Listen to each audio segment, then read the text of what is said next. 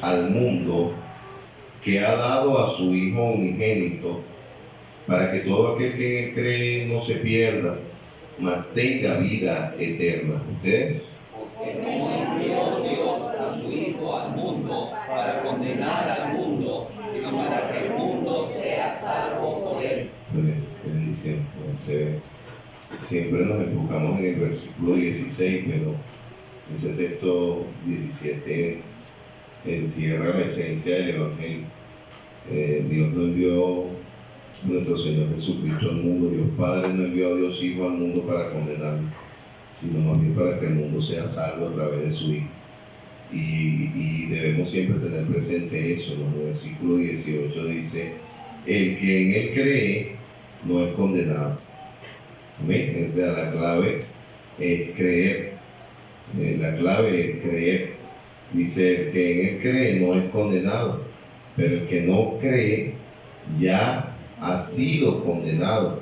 De hecho, no dice que va a ser condenado, dice ya ha sido condenado, porque no ha creído en el nombre del unigénito Hijo de Dios. ¿Ustedes?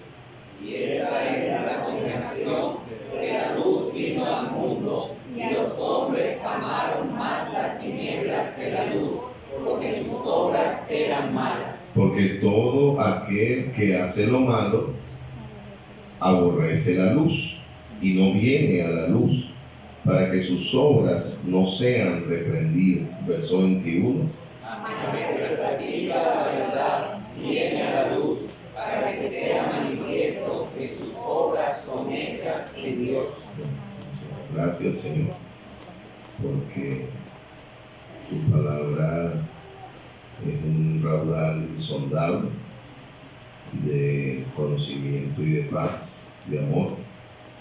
Gracias porque esta noche nos permite reunirnos para participar de la cena del Señor, pero también para escuchar tu palabra. Y gracias por tu amor.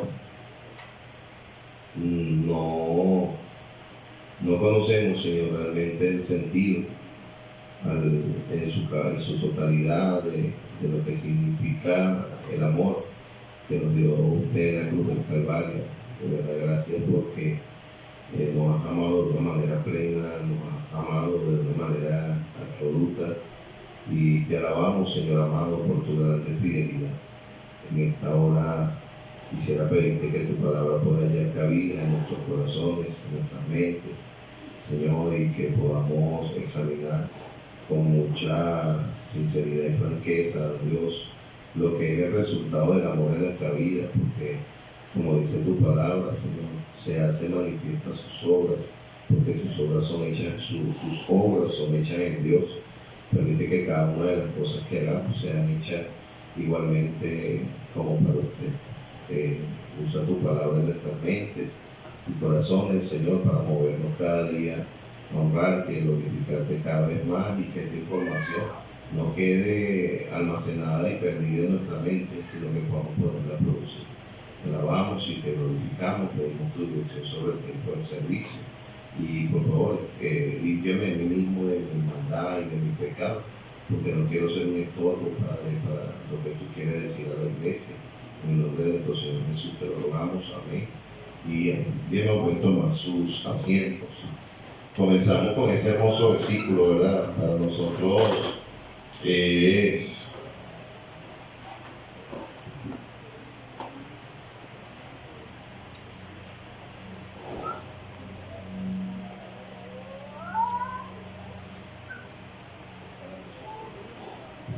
okay.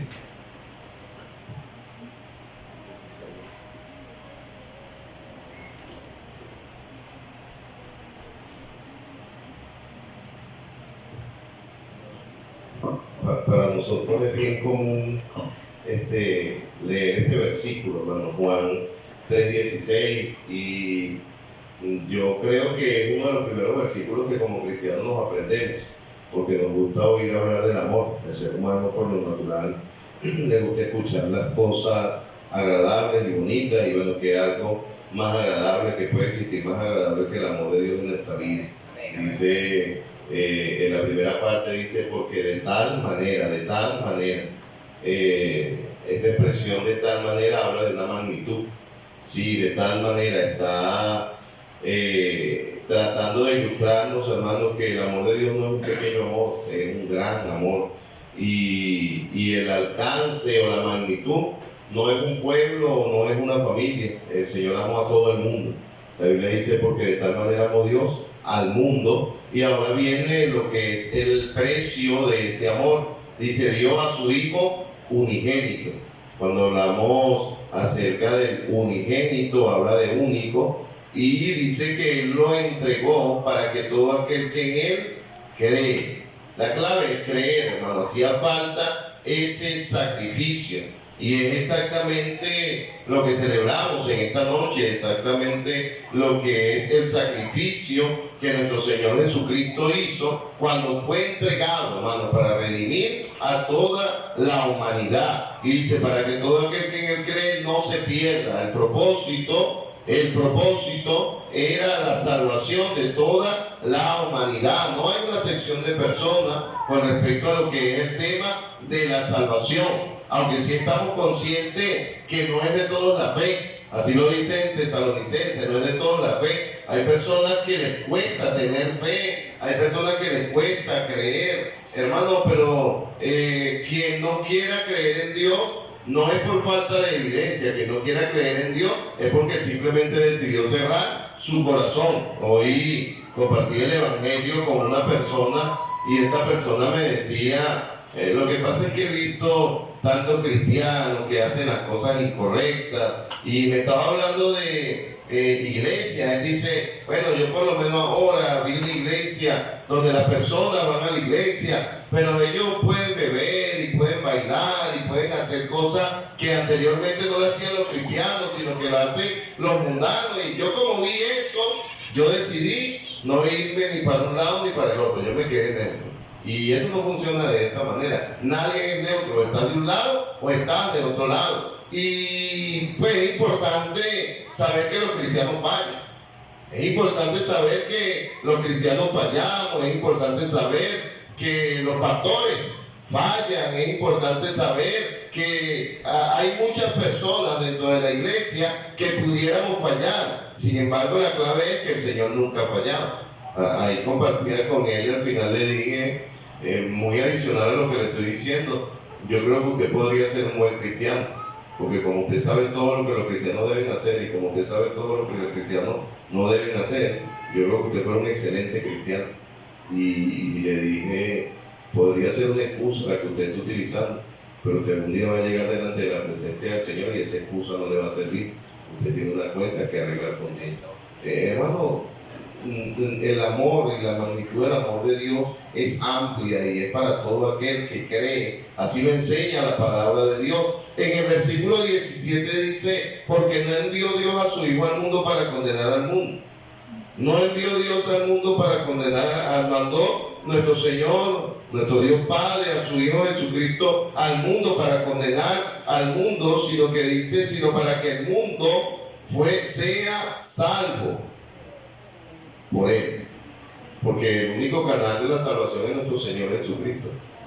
Sí, de repente el hombre puede utilizar las buenas obras y considerar de que las buenas obras nos van a ayudar. Entendamos algo, necesitamos ser buenas personas. Qué bueno tener buenos vecinos, qué bueno tener buenas personas, buenos compañeros de trabajo, buenos compañeros de estudio, pero mis bondades no van a servir para que pueda llegar al cielo. La palabra de Dios dice en Efesios que por gracia el hombre es salvo por medio de la fe, y eso no es de vosotros, pues es un don de Dios, no por obras, para que nadie se gloríe. Ahora, tú puedes ser una buena persona y no eres salvo.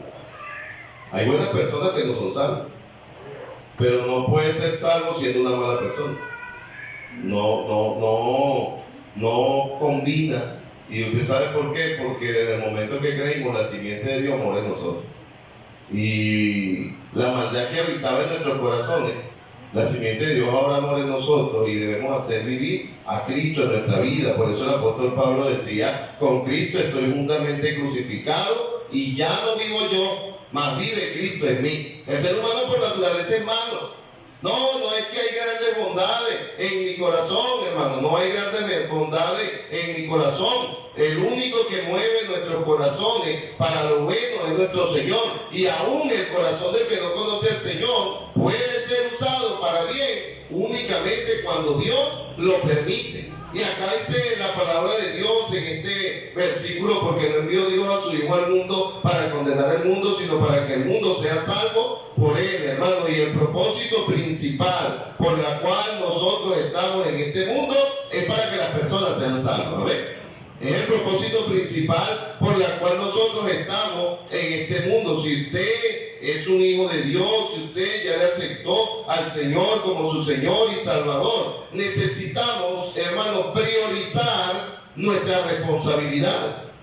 Y yo sé que hay responsabilidades seculares, hay responsabilidades familiares, pero de la misma manera usted tiene responsabilidades espirituales. Hay responsabilidades que no pueden posponerse.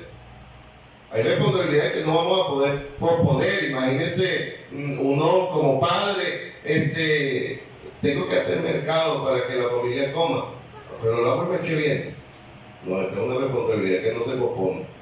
Sí, mire, como sea, hay que resolver.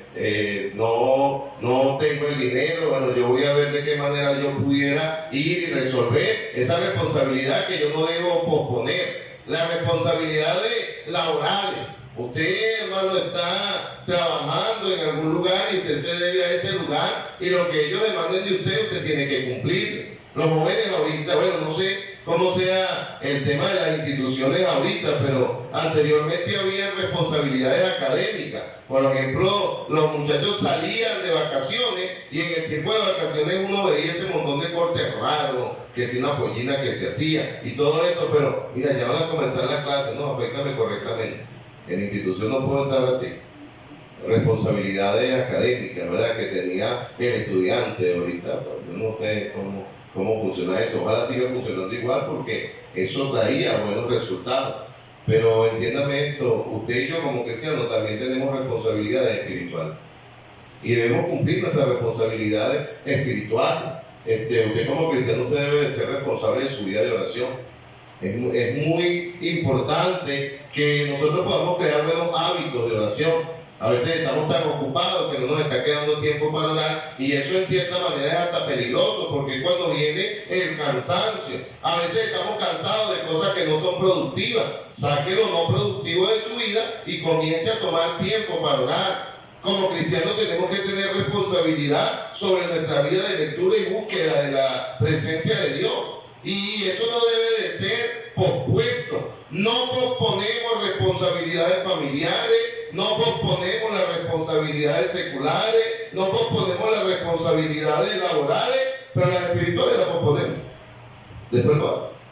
Después oro. Me acosté muy cansado. Después gano alma en otro momento, hermano, y necesitamos priorizar en nuestra vida las responsabilidades que el Señor nos ha dado. ¿Usted sabe por qué? Porque Dios no envió a su Hijo al mundo para condenar al mundo, sino para que el mundo fuera salvo a través de su Hijo Jesucristo. Y lamentablemente, o favorablemente, de acuerdo a cómo asumamos nuestra responsabilidad, la única esperanza que el mundo tiene es que tú y yo le prediquemos al Señor. Es la única esperanza que ellos pudieran tener. A la persona que le estaba predicando, justamente vinieron a visitar al pastor Carlos. Y yo justamente le decía a ellos: Carlos es un hombre de Dios, está sirviendo al Señor. Y la verdad, a veces ni uno mismo entiende el por qué pasan estas cosas. Pero después le dije, después de mi mente yo dije, pero si Carlos no hubiese estado enfermo, esta gente no viene para acá. Ya estoy entendiendo. Qué desperdicio fuera que ellos llegaran a la casa, lo visitaran, se fueran y no llegaran al Evangelio. Yo creo que el culpable iba a ser yo a propósito. Si ellos llegan a la casa y visitan a Carlos y no oyen el Evangelio y se van y mueren sin Cristo, mueren sin escuchar el Evangelio, algún día el Señor me va a decir: lo mandé para tu casa y no hiciste nada. Lo mandé para tu casa y no hiciste nada. Y ahí es donde nosotros tenemos que cargar nuestro corazón con la responsabilidad en todo tiempo y en todo momento predicar a Cristo. Mira, hermano, parece mentira. Es más fácil hablar de deporte, es más fácil hablar de política, es más fácil hablar de carro que hablar de Cristo. Yo no entiendo por qué. Yo no he escuchado a una persona diciendo: oye, que estoy buscando hablar de carro, pero no sé cómo romper el hielo. Nadie necesita romper el hielo para hablar de carro. A los que nos encanta un carro, siempre nuestros temas giran en torno al motor, la gasolina, la caja, el aceite. Y esos temas se entran sin ningún tipo de problema.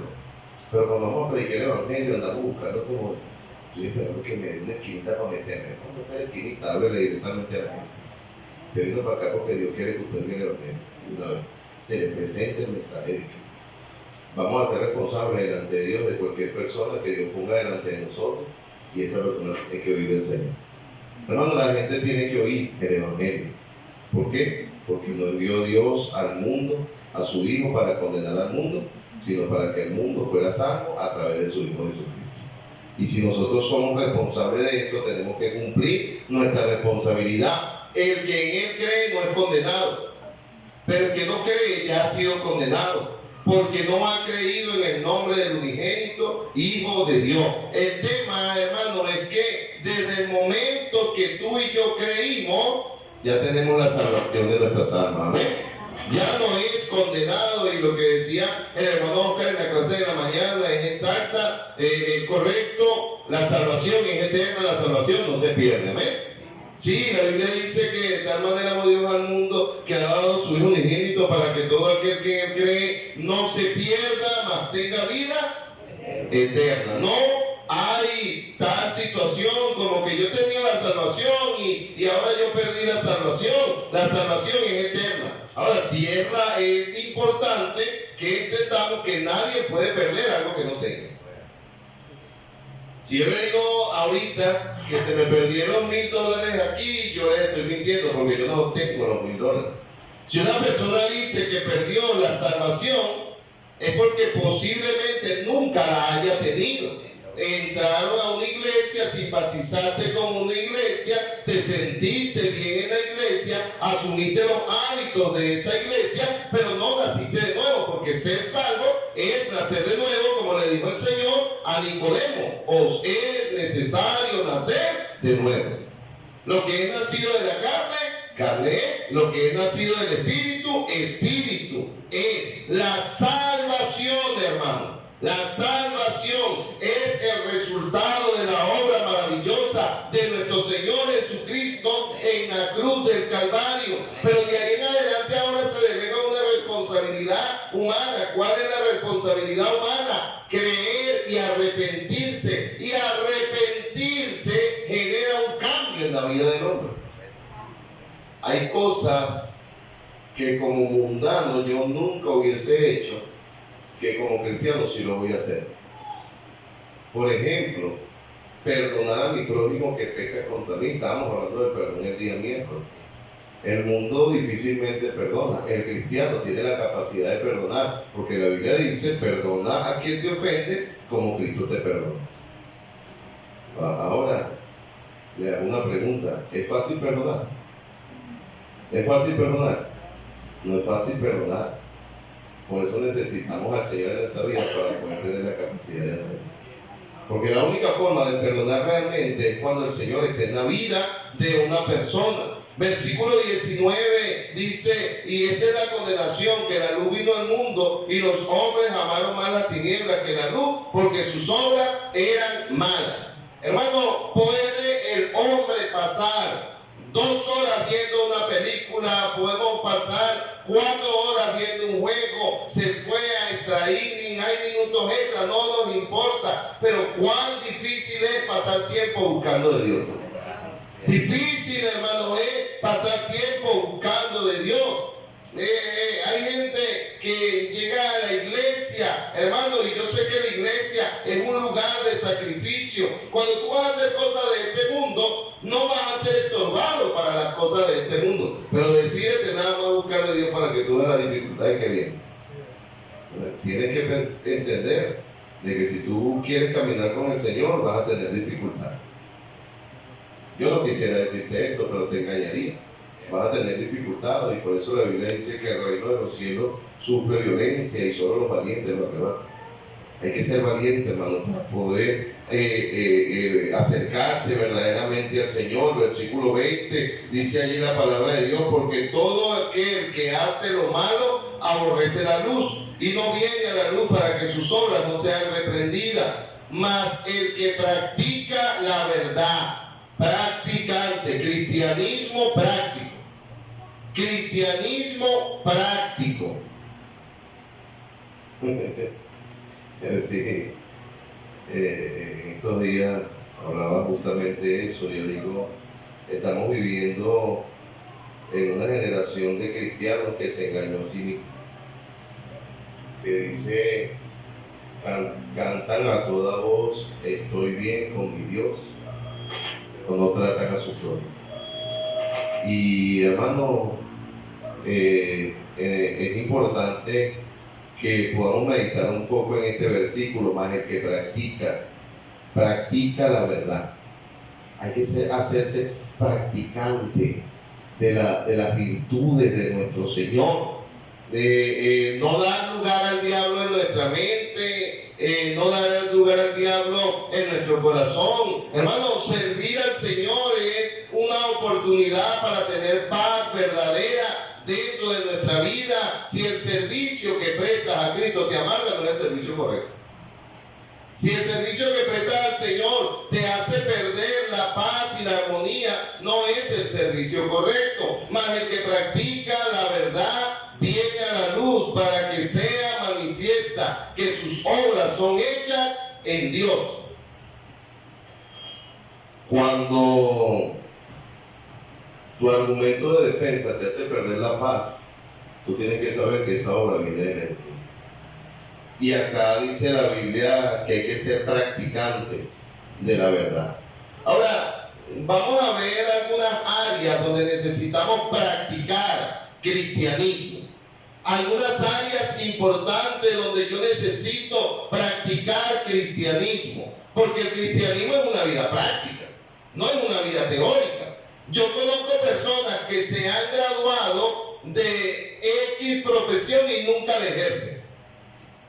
Sí, ellos pueden decir, yo soy X, pero nunca lo pusieron. Ellos tienen un título, pero tú no puedes ser cristiano de título nada más. Ser cristiano es tener una vida práctica. Ser cristiano es tener una vida práctica. Y la primera área que yo quisiera, hay muchas a propósito, no estoy dando yo al 100%, estoy tratando de dar un pequeño recuento de lo que considero que en esta noche es importante con respecto a la práctica cristiana. La primera área es amar al prójimo, porque Dios es amor. Dios es amor. Sí, pastor, mire, no envió Dios al mundo para condenar al mundo, sino para que el mundo sea salvo por él. Bueno, si tú crees eso, sal y predícale al mundo. Sal y haz práctico el conocimiento que tú tienes. Y la primera área que quiero que medite en esta noche es, hermano, que de qué manera nosotros podemos amar a Dios y serle agradable a Dios, es amando a nuestro prójimo. Dice en el libro de Mateo capítulo 22, Mateo capítulo 22, versículo 36 al 40, dice la palabra de Dios lo siguiente. Vamos a leer desde el 35, dice: y uno de ellos, intérprete de la ley, preguntó para tentarle diciendo: Maestro, ¿cuál es el gran mandamiento en la ley? Jesús le dijo: amarás al Señor tu Dios con todo tu corazón y con toda tu alma y con toda tu mente. Este es el primero y grande mandamiento. Ahora, recuérdate que para este tiempo, para este grupo de personas, la deidad de nuestro Señor Jesucristo estaba en tela de juicio. Y esta pregunta era prácticamente diciéndolo: porque si hay que amar a Dios de todo tu corazón y con toda su alma y con toda tu mente, tú te haces Dios.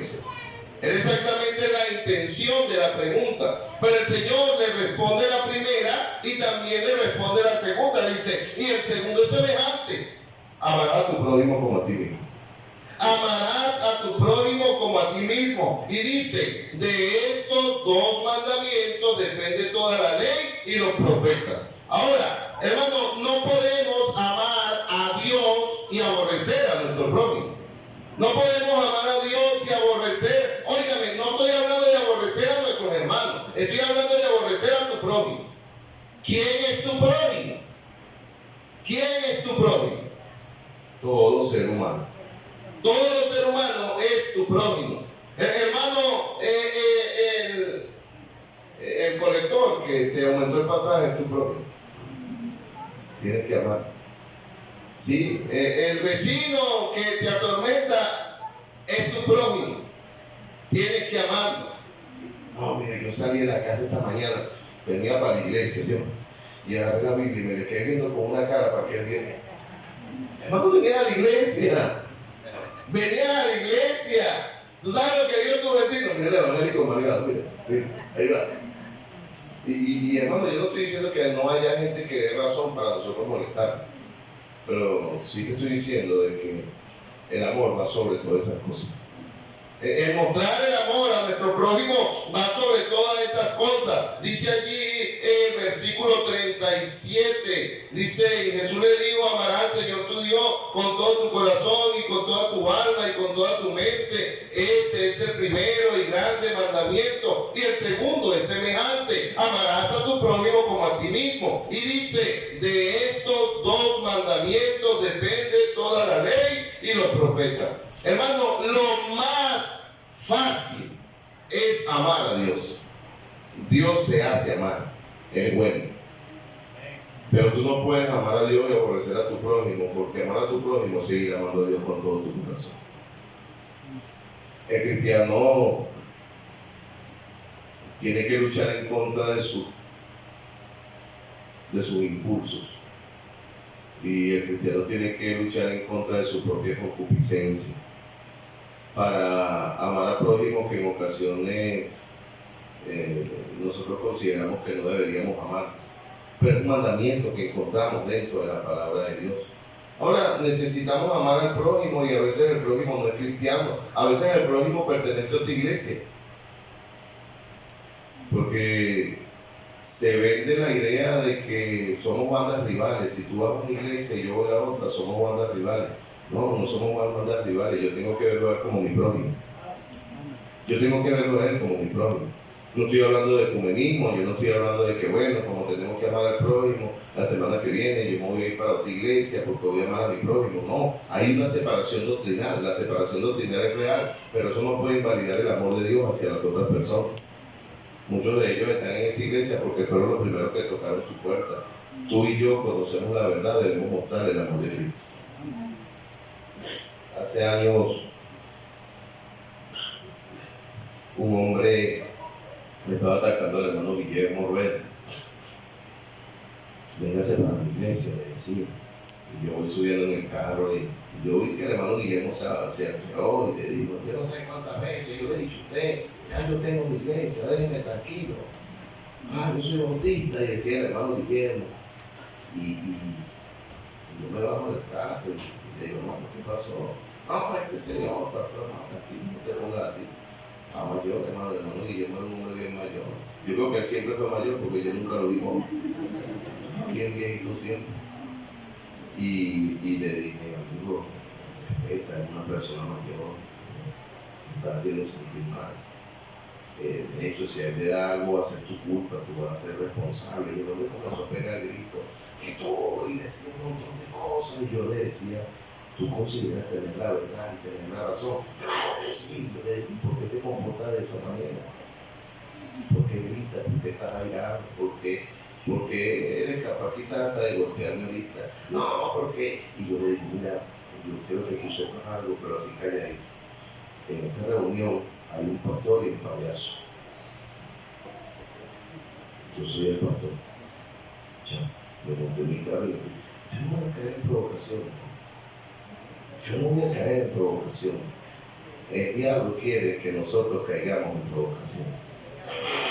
El mundo no tiene nada que perder, el mundano no tiene nada que perder, el mundano no tiene un testimonio que cuidar. El cristiano sí tiene un testimonio que cuidar. Y por esa razón, hermano, nosotros debemos negarnos a nosotros mismos. Y lo único que debemos hacer es enfocarnos en amar a nuestro prójimo. Dios te bendiga. ¿Sabes lo que respondían los cristianos quizás de 10, 20 años atrás cuando alguien los rabiaba? Dios te bendiga. El Señor te ama. Eso lo respondían los cristianos. Yo no estoy hablando de 100, 200 años. No, yo te estoy hablando de quizás 10, 20 años atrás, cuando un cristiano era agraviado, no respondía con agravio, le decía, Dios te bendiga, el Señor te ama. Ellos lo hacían mal por responder de esa manera. No, esa es la manera correcta que como cristianos debemos responder al ataque del enemigo. Haciendo estas cosas ascuas de como con la razón de su cabeza, dice la Biblia. Sí, mira, le dije a la Biblia, el evangélico, pensé que se iba a poner bravo, no se puso bravo, me dijo Dios te bendiga. Me dijo Dios te bendiga, el Señor te ama. Y a lo mejor se encoleriza la persona, hermano, pero no perdiste el testimonio y la gente lo termina diciendo. Por eso es que yo no creo en el evangélico, porque mira cómo se puso. No da razón al enemigo. La segunda forma, hermano, de demostrar ese amor de Dios es amando a tu hermano. Amén. Hay que amar a los hermanos. Y al igual que hay prójimos difíciles de amar, hay hermanos difíciles de amar. Sí, hay hermanos difíciles de amar. Yo soy uno de esos difíciles de amar. Sí, soy bien difícil. Pero yo no sé qué vas a hacer tú. La Biblia dice que tienes que amar. El problema no lo tengo yo, el problema lo tienes tú. Invéntate una estrategia para amarme, por lo menos. Primera de Juan 4, versículo 19. Mira lo que dice Primera de Juan 4, 19. Vamos a leer desde el 17. Dice: esto se ha perfeccionado el amor en nosotros, para que tengamos confianza en el día del juicio. Dice acá la palabra de Dios: pues como Él es, así somos nosotros en este mundo. En el amor no hay temor, sino que el perfecto amor echa fuera el temor, porque el temor lleva en sí castigo, de donde el que teme no ha sido perfeccionado en el amor. Ahora, según lo que dice el versículo 18, el exceso de amor es falta de perfección en nuestra vida, de temor, perdón. Es falta de la perfección dentro de nuestra vida, y pues nos toca reconocer que manejamos temores dentro de nuestra vida. Pero mientras mejor es la obra que hace Dios en nuestra vida para perfeccionar, los temores comienzan a salir. Y en el versículo 19 dice: nosotros le amamos a Él, a Dios, porque Él nos amó primero. Pero aquí viene la segunda parte: si alguno dice yo amo a Dios y aborrece a su hermano, es mentiroso. Amén. Usted en esta mañana y esta noche, usted pudiera levantar su cara y decir: no tengo problema con nadie en aquella iglesia. Sí. Al azar decir: hermano, abraza al hermano fulanito. ¿Por qué ese pastor?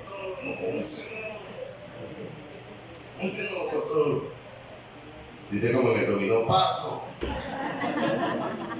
No tengo esa piedra.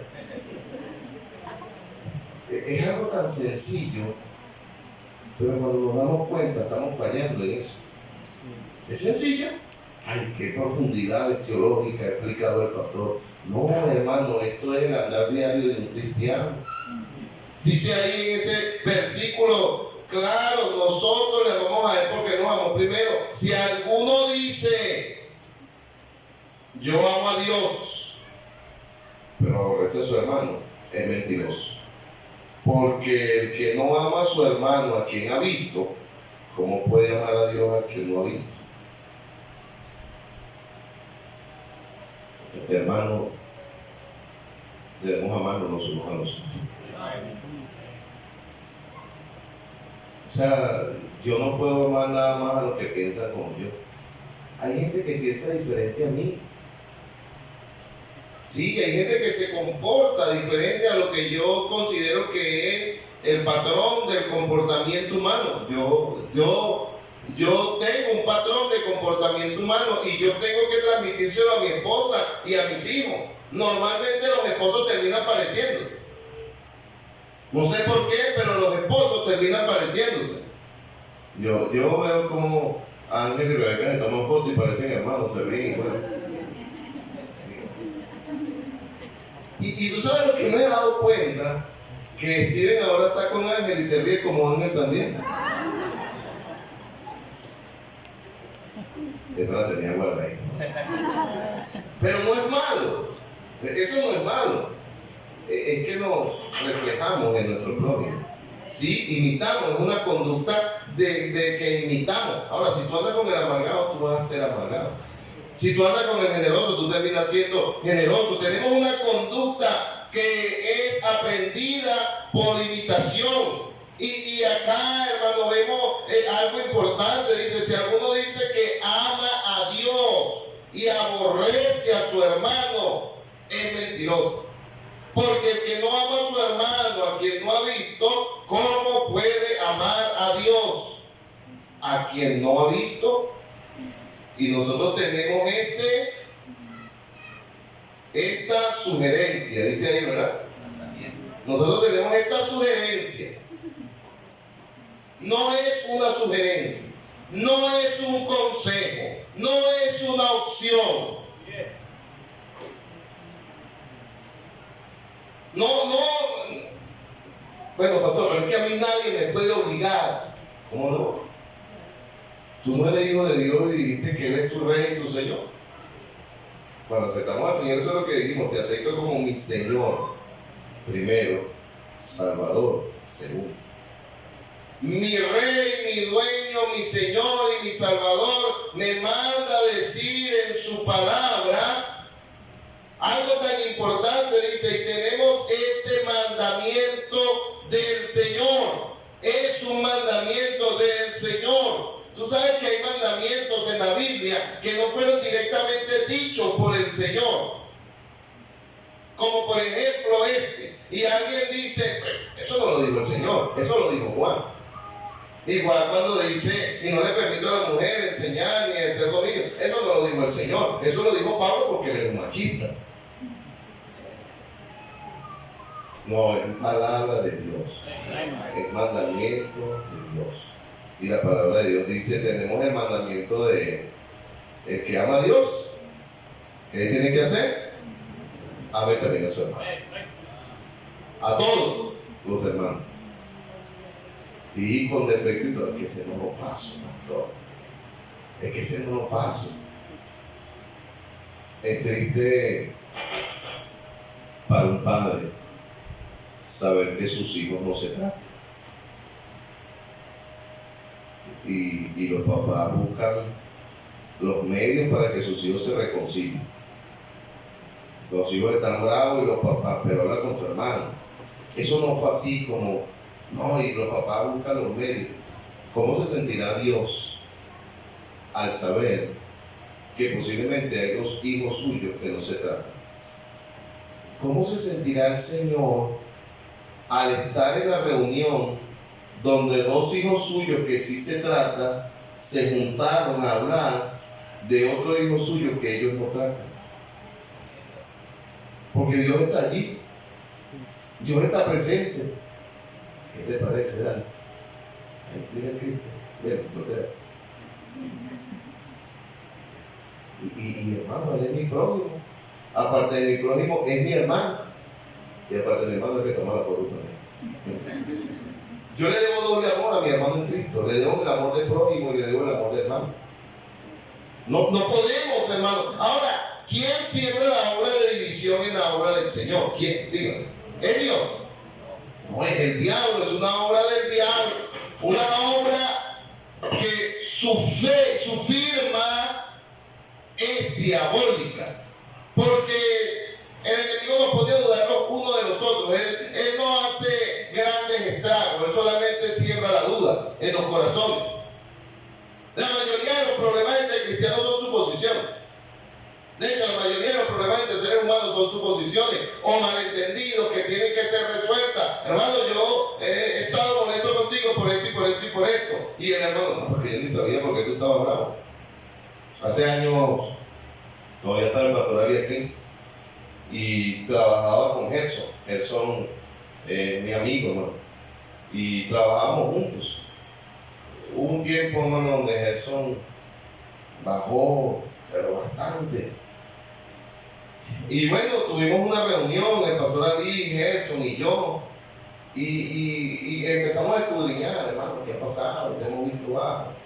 Y Gerson dijo, pastor, lo que pasa es que una vez había una clausura de niños y nosotros vinimos a usted a preguntarle que quién iba a dirigir el servicio. Nosotros lo hacíamos así, nosotros no tomábamos una decisión si el pastor Ali no nos lo autorizaba. Y yo recuerdo, fuimos Gerson y yo abajo y le dijimos, pastor, estamos listos, ¿quién dirige? Y el pastor dijo una palabra, dijo, bueno Gerson, como es un servicio de niños, dirígelo tú. Y eso se sembró en el corazón de Gerson por años. Por años. Y cuando hablamos, Gerson dijo, es que yo me sentí mal porque usted me menospreció. Y el pastor dijo, pero ¿cómo te menosprecié, Gerson? Usted recuerda aquella vez que nosotros nos acercamos a usted y le preguntamos qué iba a dirigir. Y usted dijo, como es un servicio de niños, dirige tú. Yo entendí que si hubiese sido un servicio más importante, iba a dirigir él. Y el pastor después le dice, no, Gerson, todo lo contrario. Yo dije, Gerson, como es un servicio de niños, dirige tú, porque tú lo haces mejor que él. El menosprecio fue para mí, pero yo no lo tomé de esa manera. Yo no me sentí mal por eso. Pequeñas cosas así a veces el diablo lo utiliza para sembrar divisiones entre cristianos. Se explicó, el pastor le explicó a Gerson, me explicó a mí, nos abrazamos, lloramos, arreglamos nuestra situación, seguimos adelante.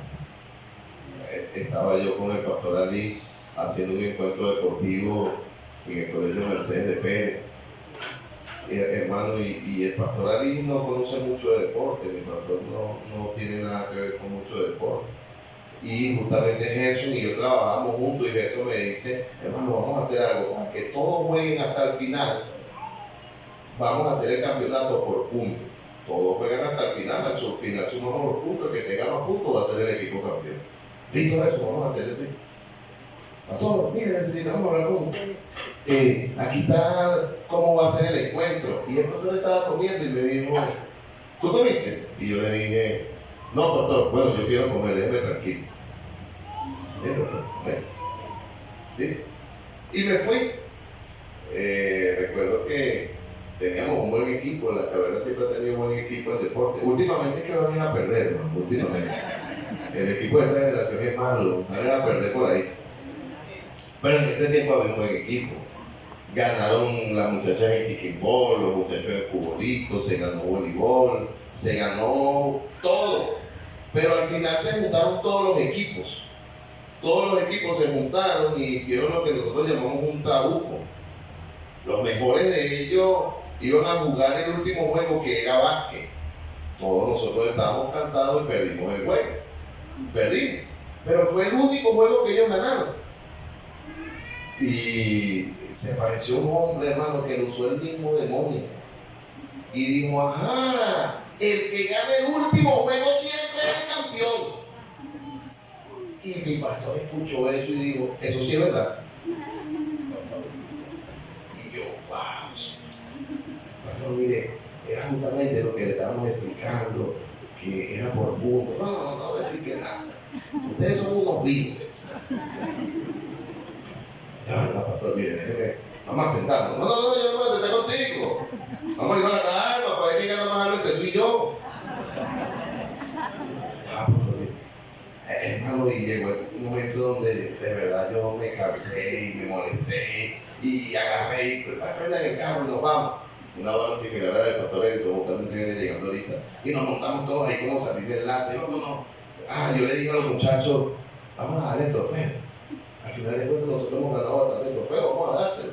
Y los muchachos empezaron a autografiar el trofeo abajo y fueron y le dijeron, toma, como ustedes nunca se ganan un trofeo, quédense con esto. Eso trajo mayores problemas, hermano. Eso trajo mayores problemas. Al siguiente día, era día domingo, llegamos a la iglesia. Es la razón por la cual no me gusta el torneo un día sábado, porque eso puede echar a perder el ambiente para el domingo. Justamente después de ahí decidí eso. Y llegué el día domingo, el pastor predicó, dio su enseñanza, todo muy bien, y le digo, pastor, quiero que vaya a la casa, vamos a reunirnos y para que coma. La casa era una piecita de 5x4, no podíamos atenderlo en la casa, pero era casa de carrodía, el pastor copa, el pastor comió, bujo. Y nuevamente vengo con un cuaderno a explicarle, déjenme explicarle que de lo que pasó ayer no me digan nada, ustedes son unos vivos. No, hermano, llegué al tope y me encerré en mi casa y no subí en la tarde para el servicio. Molesto y pues ya después como que se dio cuenta que se le había pasado la mano. Llegó a la puerta de la casa como hasta ahora, vamos, tocaba la puerta. Y mi esposa, el pastor, dígale al pastor que no lo puedo atender. Pastor, que dice que no lo puedo atender. Oye chico, pero estás bravo conmigo por una cosita, tú no eres delicado, ¿vale? Y yo le dije, pastor, mira, tú eres mi pastor y yo tengo que respetarte, pero yo no creo que aceptaría que me dijera vivo nuevamente. Entonces vamos a esperar que pase las cosas y hablamos del día. Y así lo hice, por yo no faltar el respeto a mi pastor. Él se fue y el miércoles vine y le dije, pastor, no voy a intentar explicarle más nada, perdón, yo lo hice mal. No va a volver a pasar. Lo que me iba a volver a pasar es que íbamos a jugar contra ellos, eso no iba a volver a pasar. Pero el diablo tomando ventaja. ¿Usted no cree que a través de eso el diablo pudo haberme alejado de la iglesia? No pudo haberme alejado el diablo de la iglesia a través de eso. Yo fui tratado injustamente, no me estoy justificando. No, gracias al Señor eso se arregló. Yo te estoy poniendo los ejemplos que el diablo usa para dañar. Yo pude haber decidido, dicho, nada, no es esa iglesia, ¿qué le pasa a ese pastor? Eso no sería. Esa obra es del enemigo. Esa obra es del enemigo. Tenemos que estar apercibidos, no dejarnos llevar por comentarios esquineros. Y viste lo que pasó, y viste lo que se dijo, y viste lo que está pasando. No, vaya a la fuente. Vaya a la fuente. Mira, hace unos años, hermano, yo estaba estudiando en la misión Rivas, justamente la primera generación de esa misión Rivas cuando nos graduamos. Y una muchacha se quiso hacer una broma. Y fue y habló con unos malandros de la Tucaca. Y dijo que yo estaba hablando de ellos. Y esos muchachos me estaban esperando para matarme. Y hermano, yo no le tengo miedo a la gente. Yo fui y le hablé y yo le dije, está bien, yo sé que tú tienes un problema conmigo, pero yo quiero que tú me expliques cuál es tu problema. Porque si me vas a matar, quiero saber por qué me estás matando. No, que tú dijiste esto y esto y esto. Yo. Sí. ¿Quién te lo dijo? Ella. Yo dije eso. No, yo no hice broma, era para ver cómo reaccionaban ellos. Hermano, la lengua es un mundo pequeño, lleno de maldad. Con ella bendecimos a Dios, pero con ella a veces maldecimos a nuestro prójimo que fue creado, a nuestro hermano. Tenemos que tener cuidado con lo que hablamos.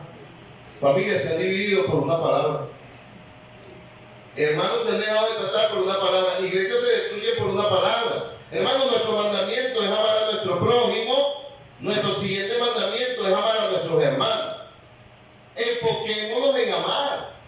Enfoquémonos en amar. El mundo ha vendido un patrón. El amor no existe. Pero yo te tengo una noticia. El amor sí existe. Dios es amor y ese amor fue derramado en nuestros corazones.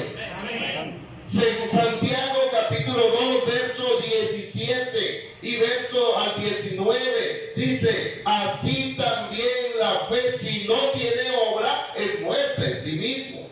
Si alguno dirá, tú tienes fe y yo tengo obra, muéstrame tu fe sin tus obras y yo te mostraré mi fe por mis obras. Me gusta porque no dice que te mostraré mi fe con mis obras, sino por mis obras.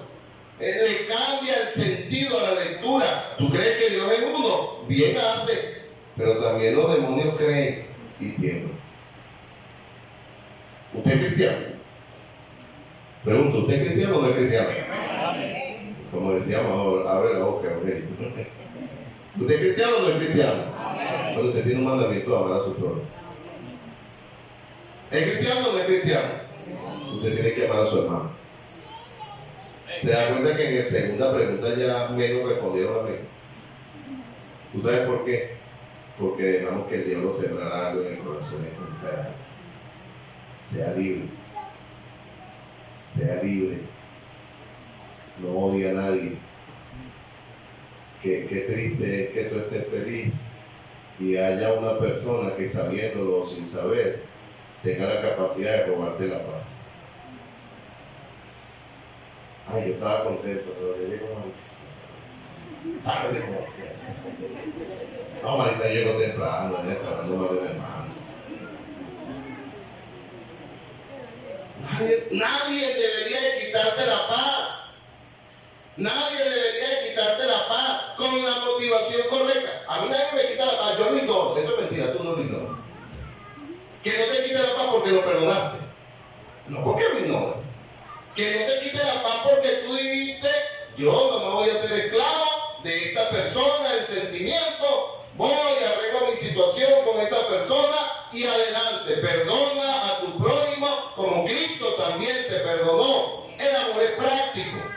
Terminamos en 1 Juan 3, 17. Vamos a terminar aquí.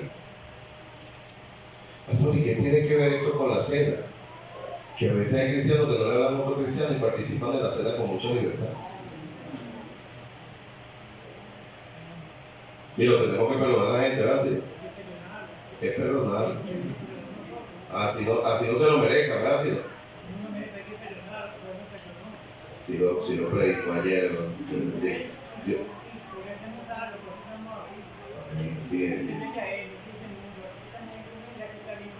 Amén. Gracias, sí. Así es. Eso es lo que dice el mundo, no perdone, ¿verdad? Pero el Señor dice, debemos perdonar. 1 Juan 3, 17. Mira lo que dice. Pero el que tiene bienes de este mundo y ve a su hermano tener necesidad y cierra contra él su corazón. Mira la pregunta. ¿Cómo mora el amor de Dios en él? Ay. Ahora, no solamente te dice que ames a tu prójimo, y no solamente te dice que ames a tu hermano, te dice, si tienes la posibilidad de hacer algo por él, ama. Yo te amo, hermano. Te amo tanto. ¿Cómo estás, hermano? Bueno, 5 días. Bueno, hermano, Dios te bendiga, te amo. Bueno. Y yo tengo cómo ayudarme y no lo hago. Así es como de mentirita, ¿verdad?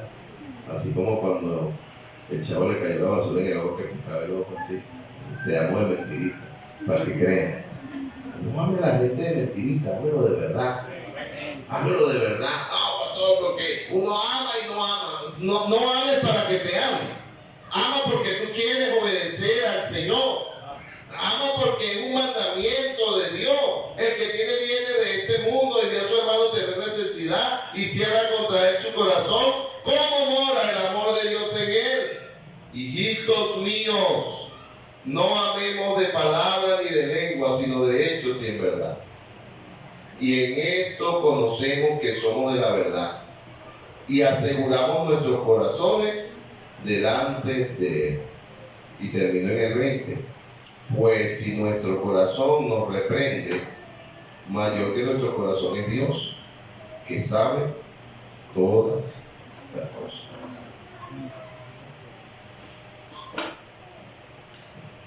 Usted puede decir en esta noche, yo estoy bien con todos mis hermanos.